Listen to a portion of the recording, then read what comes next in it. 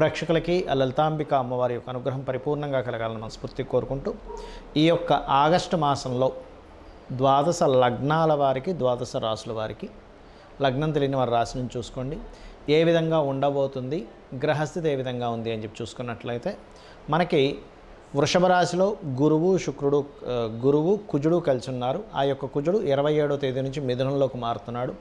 కర్కాటక రాశిలో రవి 17వ తేదీ వరకు ఉండి 17వ తేదీ నుంచి తన ఓన్ హౌస్లోకి వస్తున్నాడు. సింహరాశిలో బుధ శుక్రుడు ఉండి బుధుడు 6వ తేదీ నుంచి వక్రగతి స్టార్ట్ అయ్యి 21వ తేదీ కర్కాటకంలోకి వెళ్తాడు. మరియు శుక్ర భగవానుడు శుక్రుడు 25వ తేదీ కన్యారాశిలోకి ఎంటర్ అవుతున్నాడు. సింహం నుంచి కేతుతో కలుస్తున్నాడు.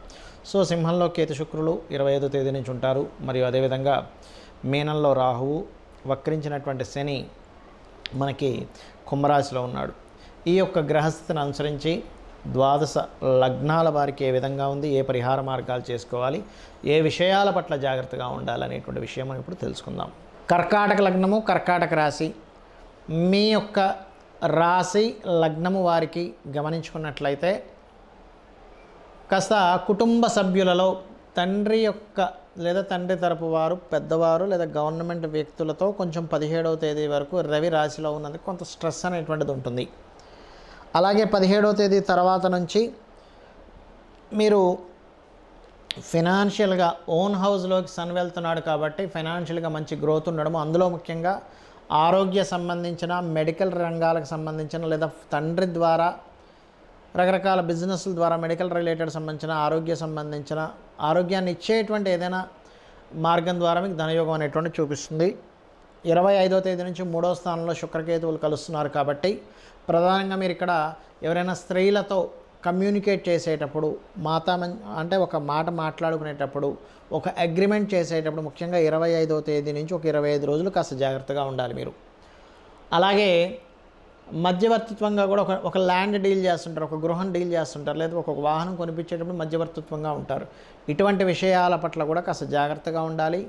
ఎప్పటి నుంచో సంతానం కోసం ప్రయత్నం చేసేటువంటి వారికి మంచి యోగం కలగనుంది.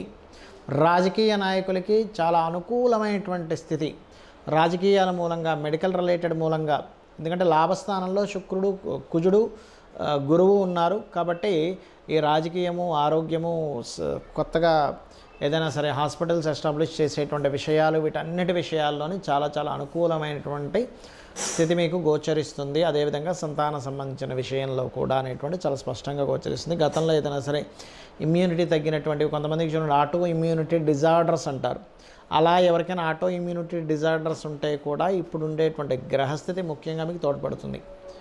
అలాగే 27వ తేదీ నుంచి మీకు 12వ స్థానంలోకి కుజుడు వస్తున్నాడు కాబట్టి కాస్త 27 నుంచి కొంత ఉద్యోగ సంబంధించిన విషయంలో కొంత మార్పులు, ఎందుకంటే దశమాధిపతి 12వ స్థానంలోకి వస్తున్నందుకు. అలాగే ఇక్కడ వివాహ సంబంధించినటువంటి విషయాలు కొంతవరకు మూమెంట్ అనేటువంటిది ఉంటుంది. కాకపోతే ఈ రవి ఎప్పుడైతే వక్రించాడో కొంచెం గతంలో ఏదైనా సరే వివాహ సంబంధించినటువంటివి ఇది ఇంకా అవ్వదు అనుకున్నప్పుడు కాస్త ముందుకు రావడము, అదేవిధంగా తండ్రి గారికి కొంతవరకు తండ్రికి రావాల్సిన ధనం ఏదైనా సరే కొంతవరకు రావడము. కాకపోతే మీరు 27వ తేదీ నుంచి కాస్త అన్నదమ్ముల విషయంలో, 27వ తేదీ నుంచి ఎప్పుడైతే శుక్రుడు మారుతున్నాడు, అన్నదమ్ముల విషయంలో కొంత జాగ్రత్త వహిస్తూ ఉండండి.